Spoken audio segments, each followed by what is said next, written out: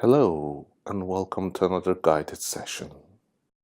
In this session, we are going to explore setting new goals.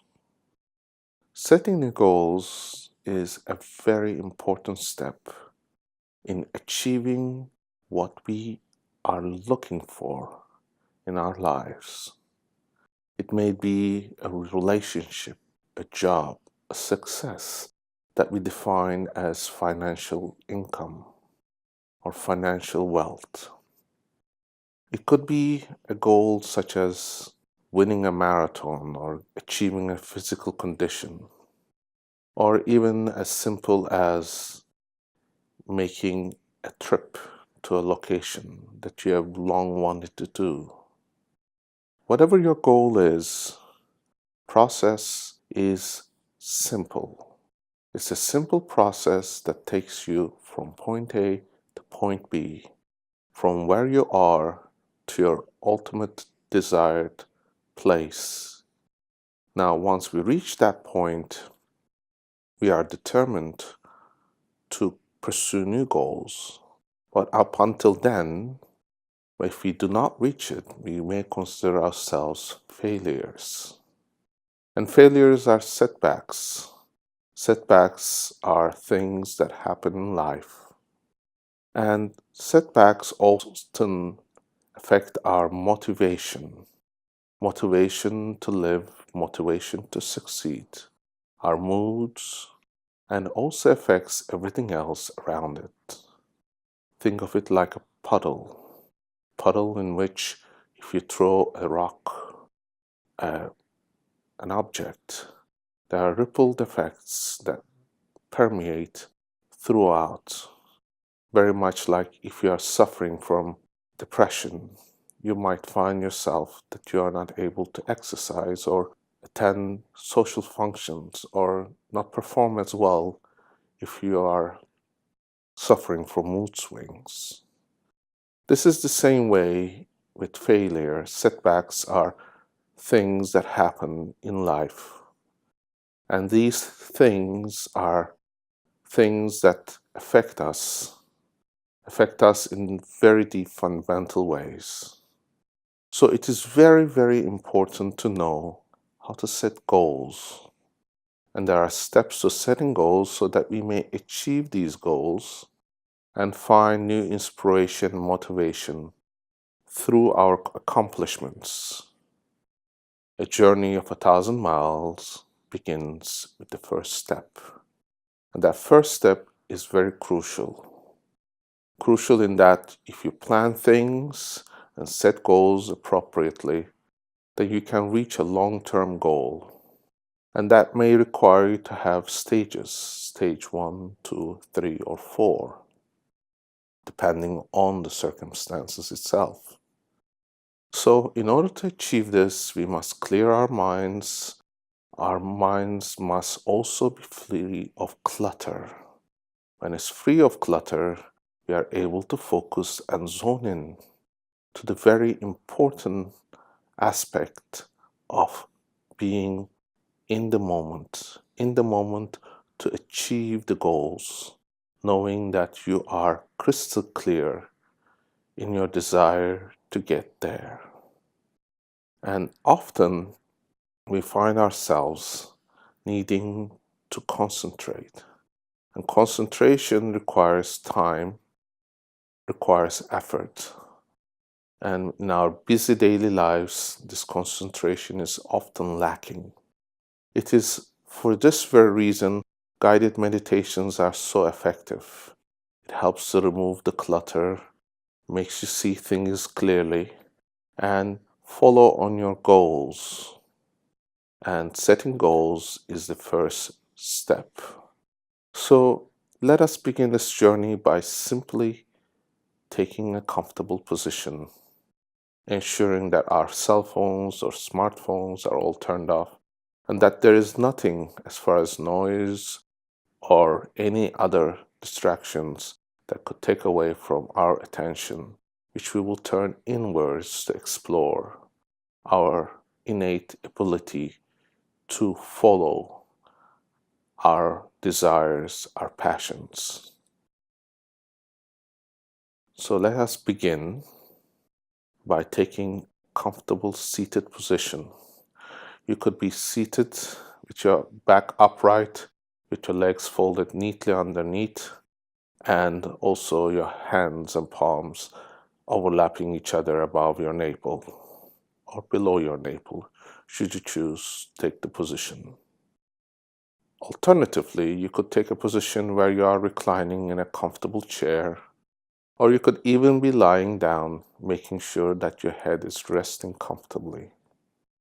At this time, it is also important to notice that your body must be relaxed, so I encourage you to unfold your arms and legs if you are in a reclined or lying position, and ensure that the lights are turned low and that you are ready to give full attention to yourself. Now we can begin.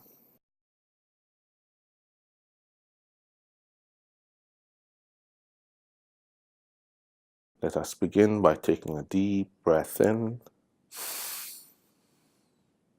and holding for a count of 2. 1, 2, and releasing very so gently. And notice how your rib cage and body just relaxes on a count of 4. 1, 2, 3, and 4. Now you can take your breath in on a count of 4, which I will count 1, 2, 3, and 4. Hold your breath on a count of 2. 1, 2. And release ever so gently, noticing that your body becomes more relaxed as 1, 2, 3, and 4. Now please repeat this process in your own terms, counting silently in words for a count of 4 for the inhalation, a count of 2 for holding your breath, and a count of 4 for releasing ever so gently. And notice how your shoulders and your back just relaxes as you exhale ever so gently. And this exhalation is the first sign your body will receive in calming your heart rate and making sure that your brain waves return to a state where you are going to be able to focus inwards. This is the process which we have mastered through the years through meditation. And mastered through meditation is a good process because it helps you to achieve incredible results with minimal effort, simply by turning the attention inwards. Now, let us continue breathing deeply and concentrating on our breath. Breathing from your nose and exhale from your mouth. This process will oxygenate your blood, and that oxygen will help you to calm your mind and your heart. You will feel that you are becoming more focused if you just keep your attention on your breath. And you can even feel the differences in the temperature between the temperature that goes in and fills your lungs and the air that comes out of your mouth ever so gently. And that is warmed air that removes the toxins, that removes the carbon dioxide from your lungs. And if you let your breath sink deeply, you might even feel your belly extending forward. That means the air is able to move very deep into your lungs and oxygenate as best it can. The capillaries, exchange of oxygen takes place. And as you concentrate, bring your attention to the very top of your head. That's right. Some call it the crown chakra. We are going to just simply call it the top of your head, from which you are able to draw a straight line downwards through your body and making sure that your body is aligned. And everything that is aligned must fit perfectly into the body's natural state. That's right. And as you relax every point on that spot, as you travel your attention downwards, it could be your back, your stomach, your chest. Relax them, and your legs can also relax, even including places where you haven't thought of, like your kneecaps and the back of your knees and your heel. And the crevices between your toes can also relax. Because this relaxation sensation is only the beginning of a deeper journey where your mind follows what your body is attempting to do, which is to relax. And as you relax your body, your mind also relaxes and lets go of thoughts. Thoughts will flow like water. Water that just goes down the river towards a place unknown and disappears, like around a bend. And when you place your attention to that part of your mind that allows you to daydream, it is where all the information is stored. It is the part we call the unconscious, place where we master every skill we have, including brushing our teeth or eating or walking. And notice that you do not know how you walk, but you do. You cannot explain how the process happens, but it does happen. You can say, I take one foot forward before the other, and I touch my heel and my toes. But yet the process is unique to you. A process which you can only speak of, but can only be experienced deeply in the way that you learn to walk. You can tell someone that riding a bicycle is easy, yet the process is a learned process, a process that you master simply by paying attention. And paying attention is very, very important because it helps you to record information. And that information becomes the foundation of new learned skills. And you have been doing this throughout your life, ever since you were little. And you have mastered language, you have mastered skills like writing or reading, yet you cannot explain how reading happens. You just look at a page and words just flow in your mind, or you make meanings. Yet this is the very process from which we must begin to understand that our innate abilities to master new skills comes from the foundation we have laid before us. Foundation of knowing that you must first want to do something, like walking or reading or writing. And then you must set goals towards doing it.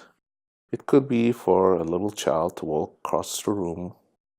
It could be someone who's learning to read through a page or through a sentence and pronounce letters and words properly.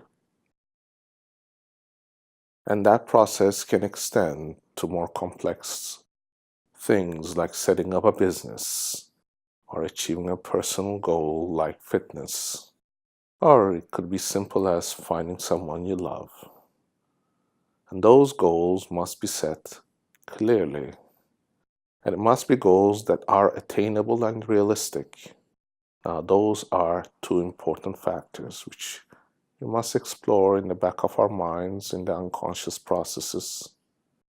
And that is simply this.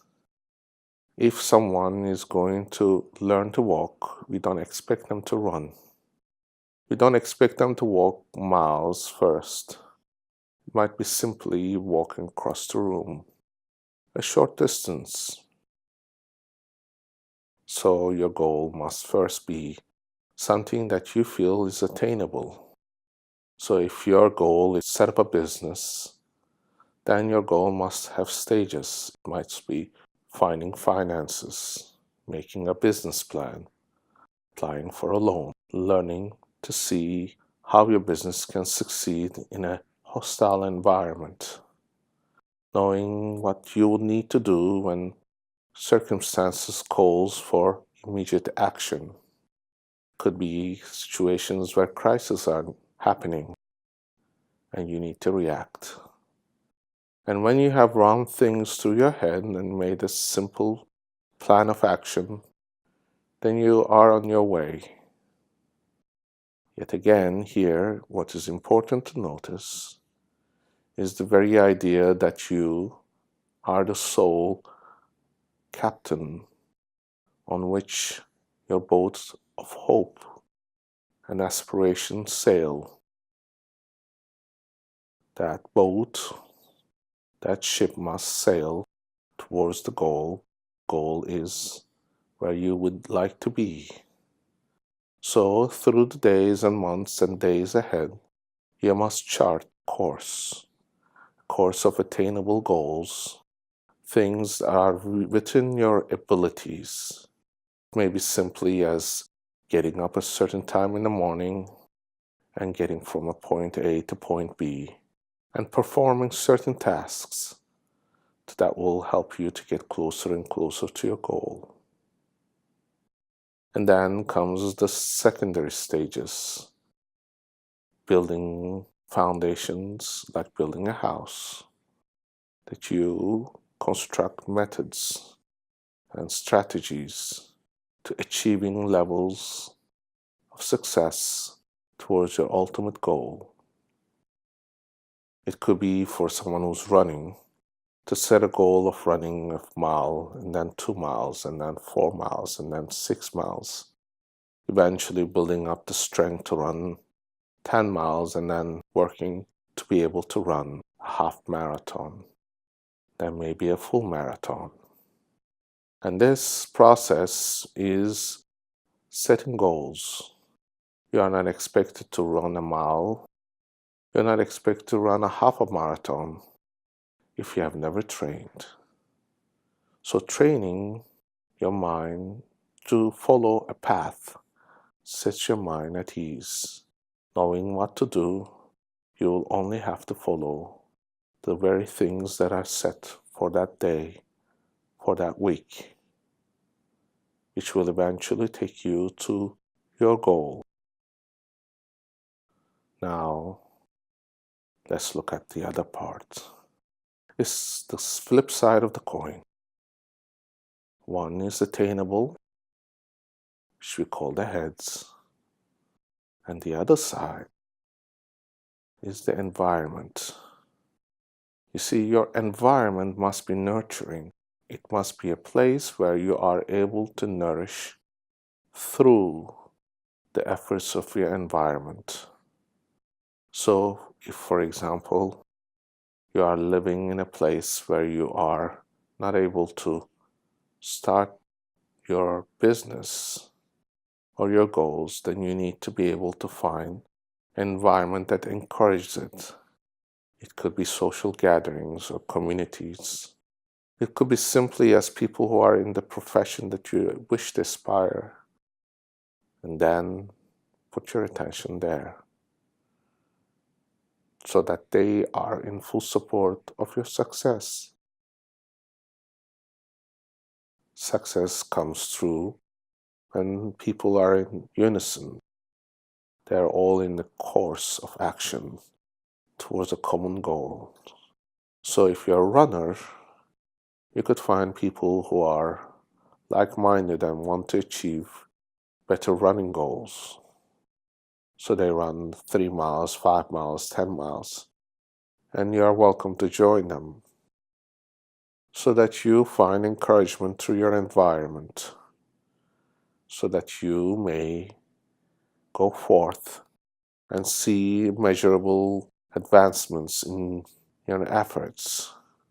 So if you can mark down on a piece of paper, say today I have done a mile, and next week I will do 1.5 miles. And the week after that, if you do 2 miles, you have achieved your goals.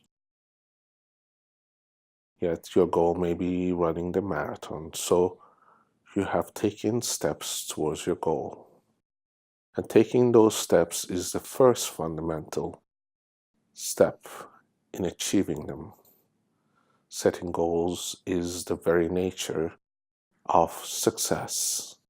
Knowing where you want to head, that's where you will go. It's like driving. If your head turns in certain directions, your hands will naturally follow motion. That's why before you take a turn to your right or left, your head turns first and your hands and feet follow the action and steer the car or the vehicle in that direction. So first, you must look in the direction and see that the direction that you're heading is the one you would like to go down. That's right. Down this path towards where you want to go. And when you are getting there, you will find yourself that there are certain things that are going to happen. It could be setbacks. Setbacks are natural. Maybe you will not be able to run the 2.5 miles that you have planned in 3 to 4 weeks from now. Then when that happens, realize that your progress will never be a straight line, but will fluctuate, because perhaps the week after, when you have gained strength, you'll be able to run 3 miles. All these things are contingency plans towards your goal of attainment, your ultimate desire.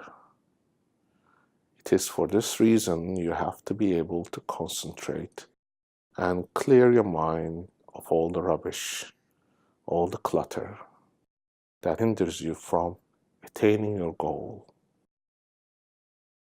So it is your unconscious mind that will guide you through those mazes where challenges and obstacles may be in your path. And that way you are able to go from point A to point B as fast as possible. And when you realize that your unconscious processes are the rulers, they are the ultimate definers of how successful you will be, you have to ask yourself the very question: am I ready to achieve this goal? And your innate ability to answer that question clearly will define how you will do it. A lot of people are afraid of success. A lot of people will sabotage themselves along the way to success. And that is because they are not ready for success. And they are not ready to attain goals. It is for this reason you must begin by asking yourself and waiting for that answer to come to you clearly: am I ready for success? And your unconscious mind will answer that question clearly. And if there are any blockages, there are any hindrances, you will be noticed. You'll be noticing how this is affecting you. You may see that you have put patterns of choosing a certain action, and that action may not be the most beneficial towards you attaining those goals.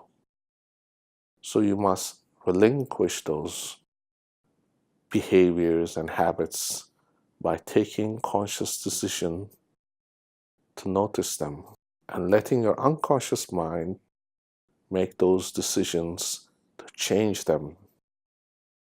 So ask your unconscious mind at this very moment, can you make those changes for me to attain these goals that I've set for myself? And when, if your unconscious mind answers, then if the positive answer is there, then you can proceed. If there are things that are blocking, those will be apparent. And then you can ask your unconscious mind to remove those blockages and hindrances. It says, can you remove these? And you do not need to know how, because your unconscious is smarter than you are, because it knows everything you have ever done and all the information is there to find the resources for you to achieve that goal. Now, I'd like you to bring your attention to your breath again. And let us go deeper down, another level. Imagine this beautiful flake of snow traveling down the sky, traveling down ever so gently, passing mountain tips, trees, into a valley that's so deep, and landing gently on the ground where your attention just drifts down, and that snow flake can be seeing the river running down, down and down towards an unknown destination that is far and deep. And when you are able to concentrate a little more, you can find you're drifting down deeper and deeper, and allowing your unconscious mind to pull up all the resources for you to set goals and attain them through careful planning, through perseverance. And you can set yourself these goals on paper and make plans to achieve them, keeping in mind that they have to be doable, they have to be supportive of the environment, and they have to be achievable in a certain period of time. They have to be measurable. If you can measure your success by the days from which you have started to the points in the future, by marking points, then you are able to go from point A to point B, knowing that you have made progress. And your unconscious mind is very good at knowing and keeping track of your progress. That's why for those who begin to run every day will find themselves feeling guilty if they have skipped a day or two, because your unconscious mind knows that you have set it into motion, a goal to achieve certain things, and a habit forming process has started. That's why it's important to listen to these recordings 21-day period, because in 21 days the processes do begin to take shape and form. So I encourage you to listen to these recordings time and time again, preferably at the same time every day, in a calm environment, so that you can make these processes part of your inner self, knowing that you have set yourself goals. And these recordings are recordings that are going to help you to achieve it. And a 21-day commitment is a good time commitment to start making progress. This is the kind of process that is required for everyone. Everyone needs to know what they are going to do each and every day to achieve a goal. Maybe as simple as doing something that is going to aid you and help you towards that goal.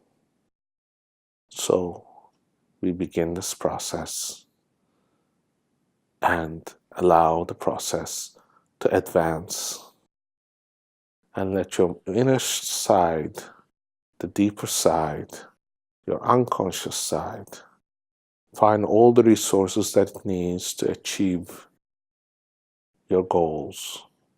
And setting goals is important. So I always tell my clients, if you want to succeed, you must first allocate yourself the time. Give permission to yourself for success. And they come time after time with news, good news of their success. So I wish you the same. Tell yourself that you can do it. Achieve your goals and set new goals, and you will walk towards success confidently. Confidence is very important. And on that, I leave you to ponder and let your unconscious mind begin the process of change. Change to set you in the path of success by setting appropriate goals. And we can bring your attention now to your breath and return to the room in which you are, and allow yourself to feel joy and happiness and peace of mind. And I thank you for listening. See you in our next recording.